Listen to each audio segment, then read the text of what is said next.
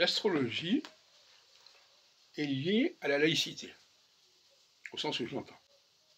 C'est-à-dire qu'elle est la laïcité est fondée sur une théologie universelle, c'est-à-dire qui dépasse, qui transcende toutes les religions nationales, de peuple. Donc,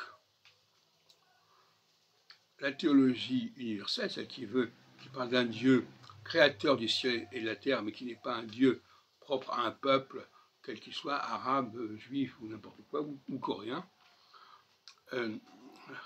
L'astrologie universelle, c'est l'astrologie de la laïcité, c'est l'astrologie du droit constitutionnel réformé au prisme de l'astrologie septennale, mais c'est comme une astrologie donc structurée sur le plan des dates, des périodes de 3-4 ans qui se succèdent et qui alternent. C'est ça l'astrologie laïque. Donc il y a une cyclicité laïque, il y a une théologie laïque, c'est celle-là qu'il faut adopter en France, qui transcende toutes les religions. Moi, être astrologue, c'est transcender toutes les religions. C'est pas être juif ou musulman, etc. Ça, ce sont des niveaux inférieurs. Hein. C'est-à-dire qu'on peut effectivement être dans l'universel et puis aussi être appartenance à tel et tel groupe spécifique qui est son propre Dieu, qui est son propre peuple, etc. Bon, on en parle beaucoup d'ailleurs dans la Bible de ce phénomène-là. Même Jésus, il est finalement le Messie des